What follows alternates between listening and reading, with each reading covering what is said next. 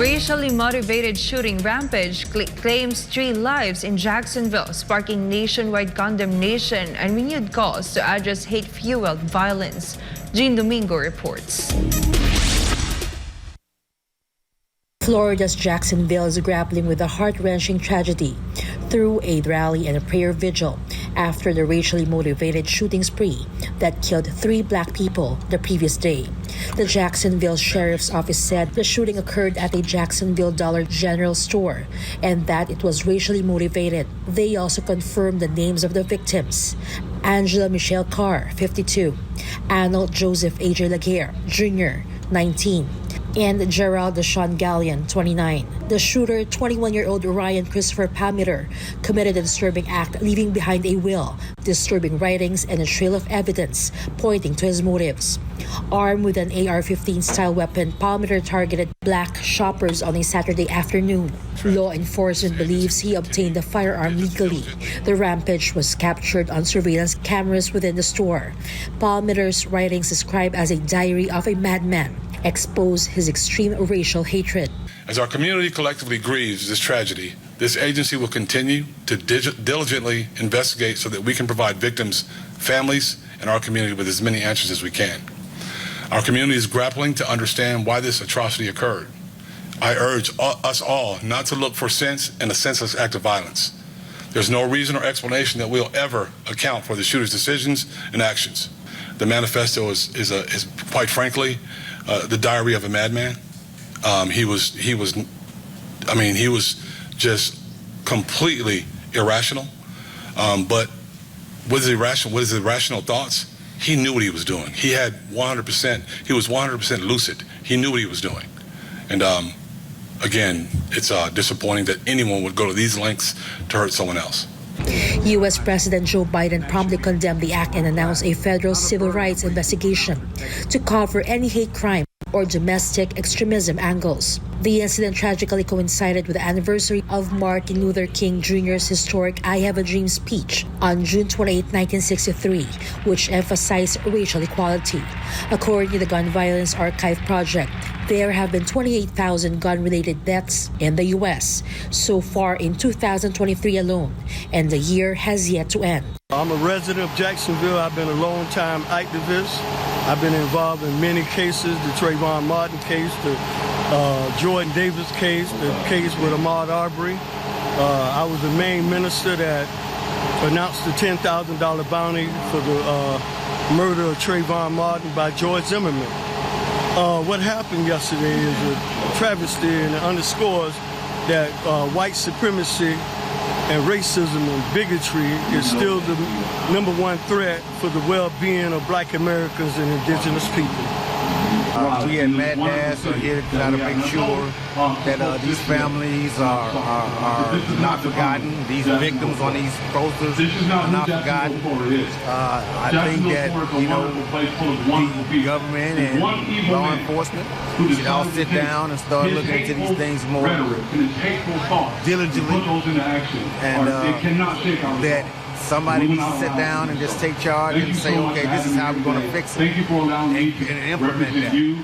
But it has to be a thought-out plan. My family has a house over here. I'm over here just about every day. So that could have been anyone's family member. Unfortunately, this is a tragedy, and I just feel sad for all the families. We were having my nephew's birthday party. We made the kids get out the pool to give these families some respect. This has been Jean Domingo, SMNI News. Wagner boss Yevgeny Prigozhin is confirmed dead, and this was said by Russian authorities themselves. But before that, the president of Belarus defended his Russian counterpart, Vladimir Putin, saying that the latter could not be the one behind the plane crash. Carlo de la Peña has the details. Belarusian President Alexander Lukashenko said that Russian President Vladimir Putin could not be the one behind the crash that killed Wagner boss Yevgeny Prigozhin along with his top commanders. In a news conference in Minsk on Friday, Lukashenko referred to Putin as his older brother, who makes sharp decisions, and this is why he cannot be behind the crash. Вы знаете, я не могу сказать, кто это сделал. Я не стану адвокатом даже у своего старшего брата и прочее. Но я знаю Путина. Это расчетливый, очень спокойный и даже медлительный человек, принимая решения по другим, менее сложным вопросам. Поэтому я не могу представить, что это сделал Путин. Что вот это виноват Путин. Слушайте, слишком грубая, непрофессиональная работа, если уж на то пошло. Lukashenko said he suggested to Prigozhin that he would talk to Putin to extract the Wagner boss to Belarus and guarantee his full security in his country. The Belarusian president further added that his talks with Prigozhin focused on the termination of all criminal cases against his paramilitary group Wagner and their move to Belarus, and that he never had any conversation with Prigozhin about ensuring his security outside the country. Despite the demise of Prigozhin and top elite Wagner commanders that were with him on the plane, Lukashenko said that Russia's spy chief contacted them and said that everything that had been agreed upon with Prigozhin would be honored and that the Wagner group is alive and would live in Belarus. The Belarusian president also said he and Prigozhin had already built a system on how Wagner would stay in his country. The Wagner boss has confirmed to be on board a private jet that crashed last week in Russia's northwestern Tver region along with 9 other passengers, including Wagner co-founder Dmitry Utkin. And on Sunday, Russia's investigative committee confirmed that Prigozhin died along with all the passengers after carrying out genetic tests. The announcement came after days of speculation over the fate of the Wagner boss, who was known to use body doubles, multiple passports, and disguises while traveling. There had been reports of his death twice before the current plane crash in the Tver region. One was a plane crash in the Democratic Republic of Congo in 2019, and another was allegedly killed in August 2022 after the shelling in the headquarters from HIMARS. The Kremlin had already denied any involvement in the plane crash. Meanwhile, Ukrainian President Volodymyr Zelensky also denied that his country was not involved.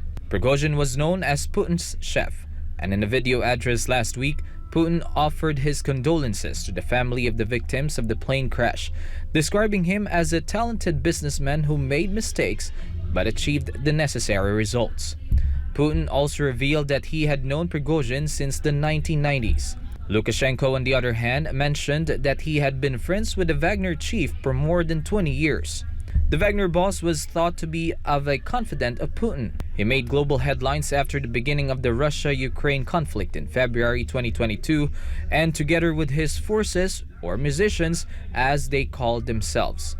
Wagner has earned the support of the majority of Russians for taking an active role in the so-called special military operation, especially in the battle for the key Donbass stronghold of Bakhmut. And in late June, after months of criticizing the Russian Defense Ministry and its top brass for not providing enough support and ammunition, he accused it of shelling a field camp belonging to his forces that led to the short-lived mutiny after a deal brokered by Lukashenko.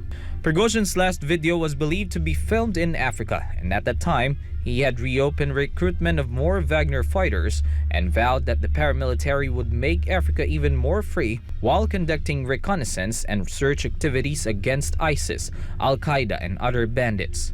Many people in Russia, especially the supporters of the Wagner group, are mourning Prigozhin's death since the news of the crash broke out.